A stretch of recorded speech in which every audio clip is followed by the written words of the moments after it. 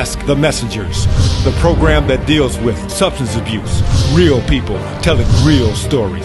Hosted by Pastor Lester Lewis, co-host Charlize Wilkerson and Leroy Carey. Produced by David Humphreys. Where there is addiction, there is a chance for recovery. We're trying to help save lives on Ask the Messengers.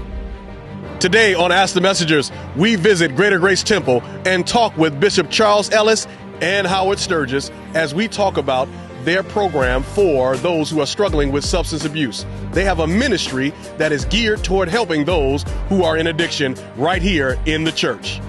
And we're going to be sharing success stories. Well, the way I found my recovery was through God.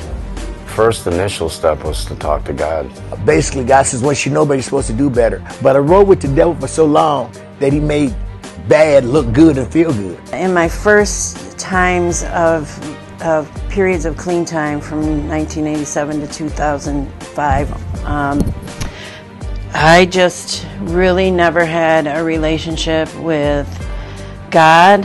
I ignored God for a long time because I knew what I was doing was wrong. I used drugs unsuccessfully for 40 years.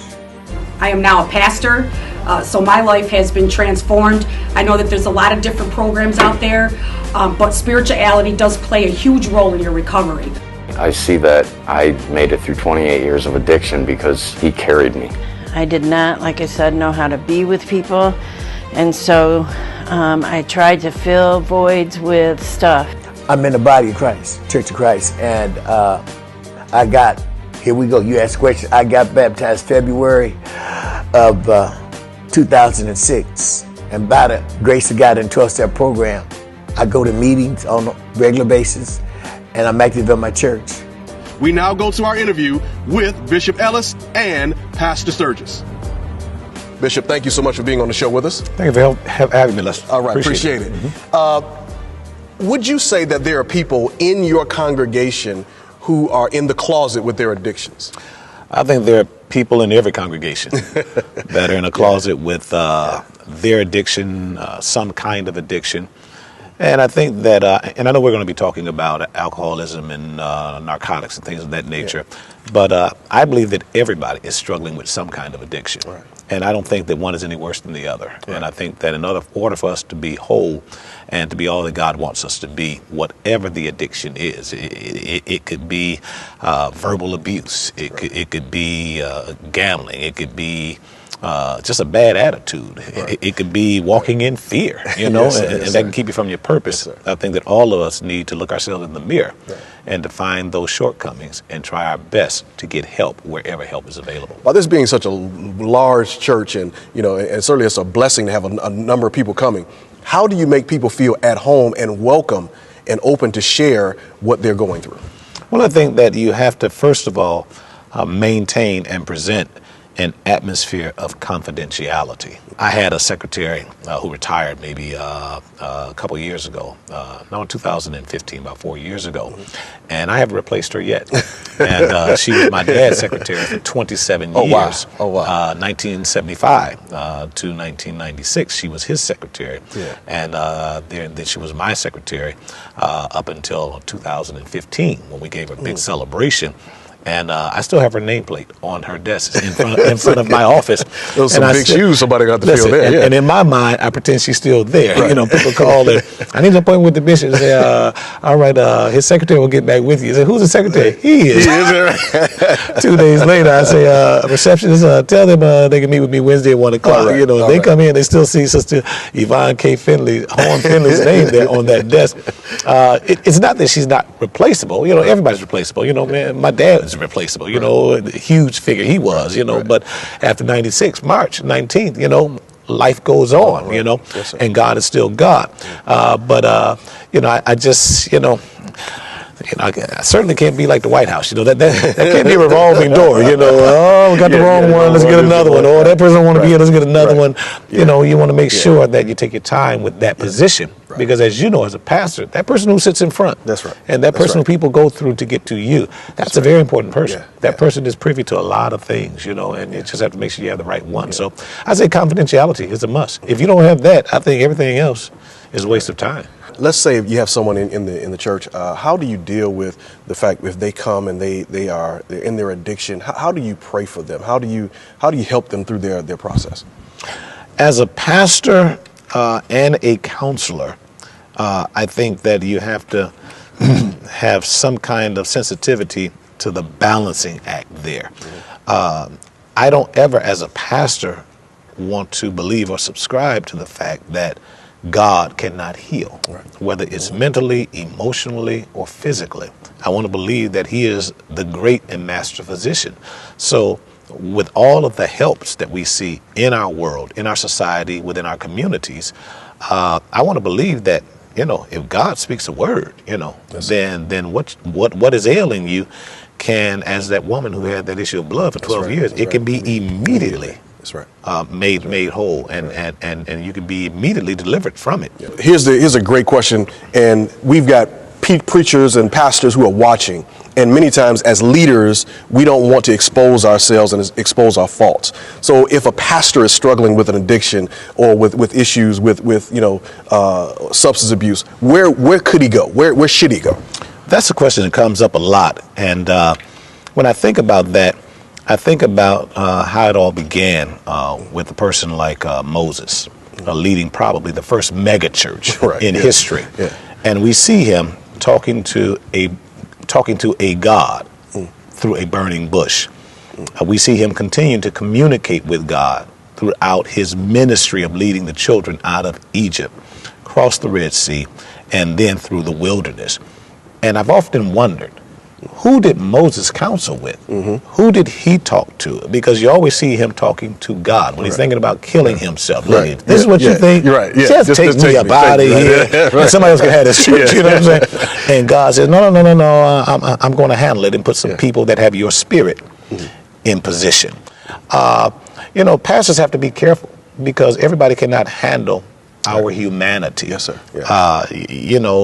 People like to see us as the voice of God, and people respect us as the voice of God.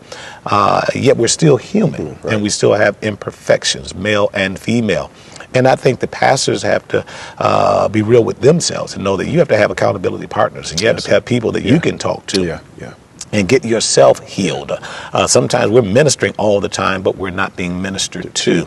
So I think we have to be very careful sometimes to be ministered to as well as ministering. Okay. When we come back, Ask the Messengers, we're going to have more with Bishop Ellis, and he's going to tell more of his story. And then we're also going to have, coming up, someone from his staff who leads up their substance abuse ministry. Don't go anywhere. Ask the Messengers. We'll be right back. We here at Ask the Messengers like to bring you the very best in information and resources.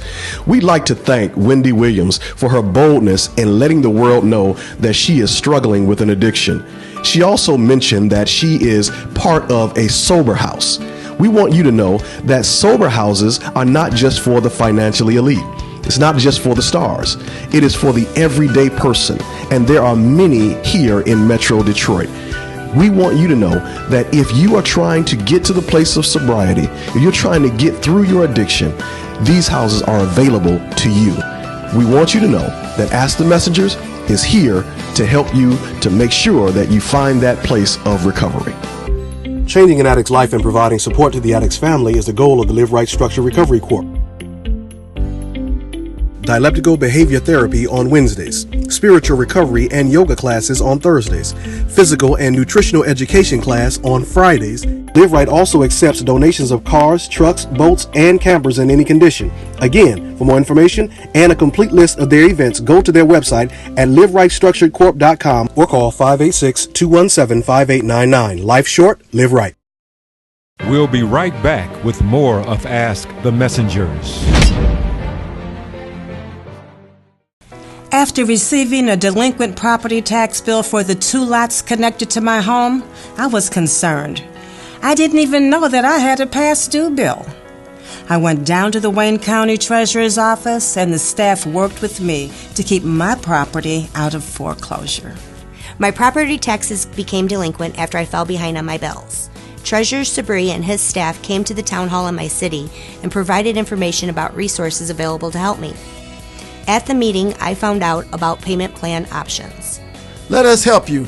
Our goal is 0 owner-occupied properties getting foreclosed and going to the auction. Come down to our office at 400 Monroe in downtown Detroit on the 5th floor. Call 313-224-5990 during our normal business hours from 8 a.m. to 4:30 p.m. and until 6:30 p.m. on Wednesdays. Or email textinfo@waynecounty.com for assistance. Take the first step. Contact our office today. It worked for us. Welcome back to Ask the Messengers. Lester Lewis here, your host, and I am sitting with Bishop Charles Ellis, and we are having a wonderful conversation, and he is telling us more about what Greater Grace is doing to actively be a part of the substance abuse issues that are going on to help people in their lives. And so, Bishop, we were talking about individuals who were going through. How do you help families whose loved one is in addiction and they're praying for them and they still out there?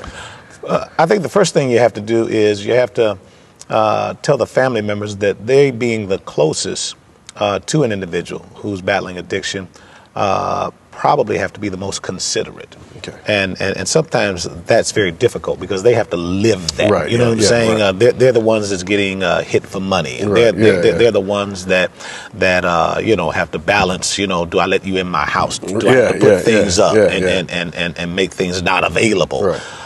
But you have to also help them with the sensitivity that, they have to be very careful not to be judgmental. Right. But people know where they are. My dad always said, I don't need to tell anybody they're going to hell. First of all, I don't know they're going there. Right. They know. You know what I'm saying? Everybody knows the life they're living. So, I don't need to tell you, man, you're going to bust hell wide open. Man, I ain't gonna bust it wide open, but I am going there. You know what I'm saying? With the life I'm living. I think you have to tell them that they have to be most considerate. Yes, sir. And they have to show that love. And I think family members, can win a lot of people that we cannot, with their love, with their concern. Because, I think family is always family. Mm-hmm. At the end of the day, if I can't trust anybody, if I can't go to anybody, right.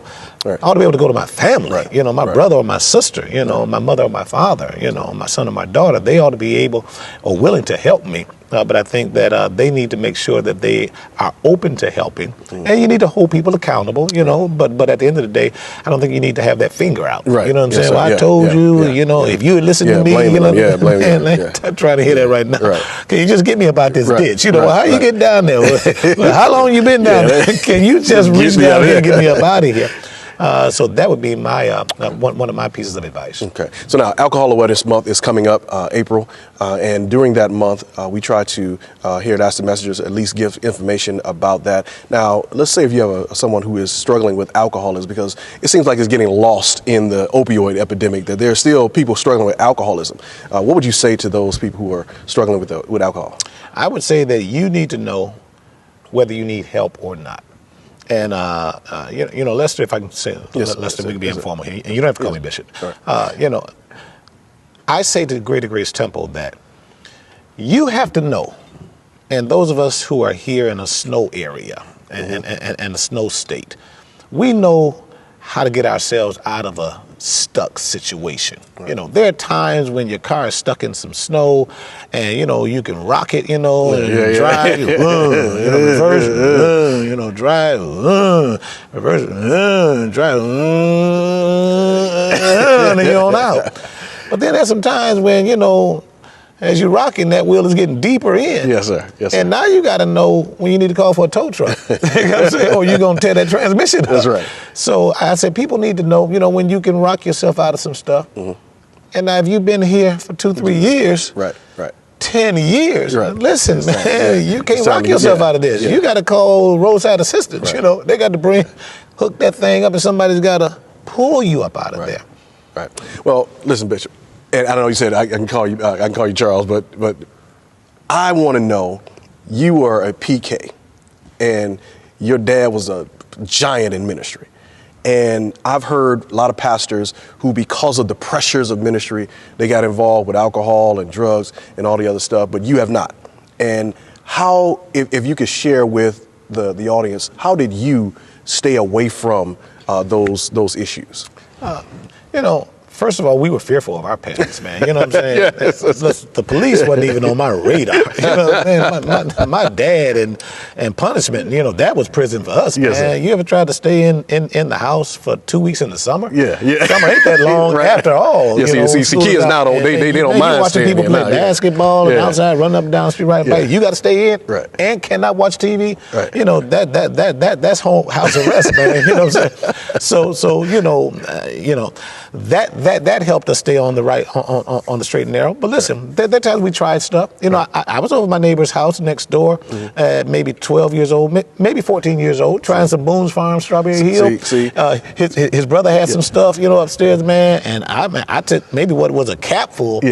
And I'm telling you, honestly, the truth, man, that didn't touch Kool-Aid no kind of way. Man, I'd rather have some grape or orange or strawberry Kool-Aid. I'm like, man, this is the nastiest stuff in the world. And I'm thanking God that I touched that stove and found out it was hot. You know what I'm saying? There you go. And didn't get addicted to it. Maybe if I had a glass, it might have been. Thank God it was a little cup. You know, it was a little the top. You know. That's right. You heard it. You heard it here first. And that's the messages. Bishop had I am a repenting. cap full of Boone's Farms. I am coming clean. Okay. You know, but at the end of the day, man, that was it for me. I mean, man, I've never looked at wine or liquor, and that wasn't liquor. That was just, I guess, was it wine? Boone's Farm Strawberry wine. Okay. All right. Well, that was wine. So that was it. And listen, man, yeah, we smoked a cigarette, absolutely. But after you coughed. You want another one? No, man, I don't want another one, man. Are you kidding me? I gotta go play baseball, man. So thank God, you know, the times I tried those things, you know, it didn't work for me at all, man. Listen, ain't nothing better than Pepsi Cola.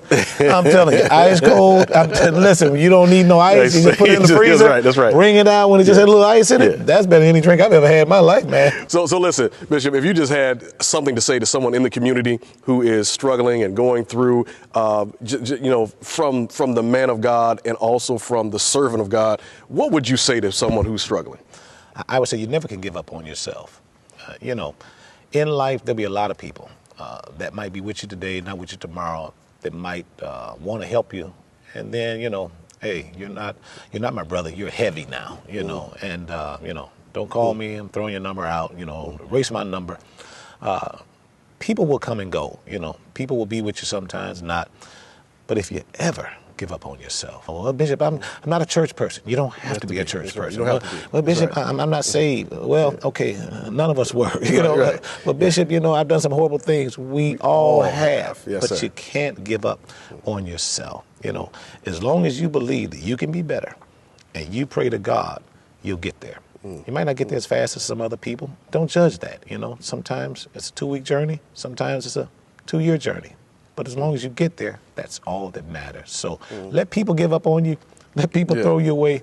But don't ever give up on yourself. Now, who do you have here at the church that is involved in leading up your substance abuse and prevention education ministry? We have a tremendous leader, Pastor Howard Stirgus, and his lovely wife Lisa, and a whole team. And they pretty much head up our substance abuse ministry, and they do a phenomenal job. All right. We're going to have more conversation with them when we come back, so don't go anywhere. When we come back, and we want to thank the Bishop so much for his time, for being here with us. And when we come back, we're going to talk with the leader of the substance abuse prevention ministry here at Greater Grace Temple, and that is going to be Pastor Howard Stirgus. Don't go anywhere. Ask the Messages. We'll be right back. Ask the Messengers, the program that deals with substance abuse, real people telling real stories. My drug of choice started out as crack cocaine and then progressed as I tried other things and eventually became intravenous use of heroin. Cocaine and crack. Alcohol, crack, and heroin. In that 17 years clean, I escalated very high in a position with a company and made 6 figures, and I thought that I could purchase and shop and travel my way to filling that void. And I learned through this process of the relapse between 2005 and 2010 that money cannot buy the things or fill the voids that I felt. And so now I have a very good working relationship with God. I have the joy, the peace, those things that money can't buy. I don't make nearly what I made the first time around, but I certainly feel more rich than I have ever felt. After receiving a delinquent property tax bill for the 2 lots connected to my home, I was concerned. I didn't even know that I had a past due bill. I went down to the Wayne County Treasurer's office, and the staff worked with me to keep my property out of foreclosure. My property taxes became delinquent after I fell behind on my bills. Treasurer Sabri and his staff came to the town hall in my city and provided information about resources available to help me. At the meeting, I found out about payment plan options. Let us help you. Our goal is 0 owner-occupied properties getting foreclosed and going to the auction. Come down to our office at 400 Monroe in downtown Detroit on the 5th floor. Call 313-224-5990 during our normal business hours from 8 a.m. to 4:30 p.m. and until 6:30 p.m. on Wednesdays. Or email textinfo@waynecounty.com for assistance. Take the first step. Contact our office today. It worked for us. Changing an addict's life and providing support to the addict's family is the goal of the Live Right Structured Recovery Corp. Dialectical behavior therapy on Wednesdays, spiritual recovery and yoga classes on Thursdays, physical and nutritional education class on Fridays. Live Right also accepts donations of cars, trucks, boats, and campers in any condition. Again, for more information and a complete list of their events, go to their website at liverightstructuredcorp.com or call 586-217-5899. Life short, live right.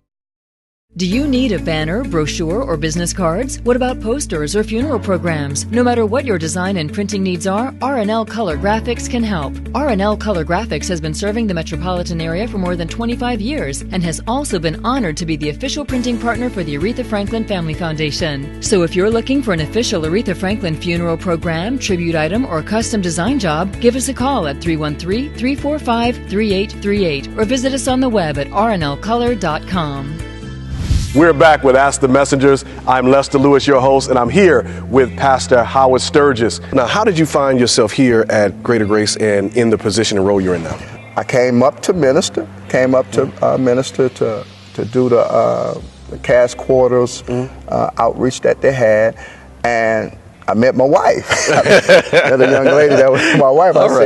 I said, yeah, the Lord told me that you was my wife. She said, well, he didn't tell me. And a year later we got married, and then we were living in Tennessee. The heat, kind of like, she didn't agree with the heat, so we moved to Detroit. Okay, all right. One of the profound things, my pastor in Tennessee. We had the 5 homes, we had a lot of people we was attracting, and people was coming to church, and he pulled me in his office and he said, Brother Howard, he said, you're fishing in shallow water. And I looked, I said, this don't look too shallow because we got all these people. He said, you're fishing in shallow water. The Lord told me to tell you got to launch out into the deep. And not knowing, he's talking about Detroit, and we decided to move. God gave us the clearance to move to Detroit, and I submitted a proposal to Bishop to run the now not standing substance abuse ministry. Okay. And on October the 12th, 2012, we launched the ministry. Okay. Launched the ministry. So now, if someone wants to need some help, how would they get in touch with you guys? How would they get to become a part of that substance abuse ministry? Okay, they can call the church 313-543-6000, and they can talk to receptionist, and she would actually plug them into me. Okay. We have that meeting on Wednesday night. We have that meeting on Wednesday night at 7 p.m. Okay. Great meeting. It's a great meeting. Now, what all is offered here for substance abuse at Greater Grace? Well, we have, like I say, the preventive meeting that we have. It's a 12-step fellowship. We don't say NA, we don't say AA, because we don't want to turn nobody away. It's a 12-step fellowship. We also have a women's transitional home that's ran by myself, and also we have a men's transitional home that's ran by another pastor in the church. So if they would call the church, and we would do whatever we can to try to hook them up with a treatment center, something like that, and then they can come and once they complete treatment and come to us. Now, how important do you believe it is that the church be actively involved in helping people with substance abuse issues? It's very important. I thank God for Bishop Ellis because he provides us with everything we need to get them here. Yeah. The buses are available to us. You know, we have drivers. Right. We have, you know, we don't have any money, so we don't pay for that. You know, the church pays for, you know, so, and provide snacks, and, you know, we don't have a traditional meat and coffee and all that, but we provide snacks and pizza and stuff like that. And it's all provided by, you know, one thing about Bishop, he will, the compassion and the love that he have, he will make sure that meeting go on. They may have other stuff going on in the church, but he says, I know Stirgus has to have his meeting because of certain things. And I think that's important because there are people who look at the church and say the church is not doing anything. The church is just concerned about what's going on inside. But you guys are actually reaching out to those who are hurting and pulling them in. And for that, we appreciate what the church is doing. Now, from the very bottom of your heart, if you had one thing that you could say to someone who's out there struggling and going, what would you say to someone from your heart based on your experiences and what you've been through? Well, how would you say it to help someone? Well, I had to look within myself and realize that what was going on wasn't normal.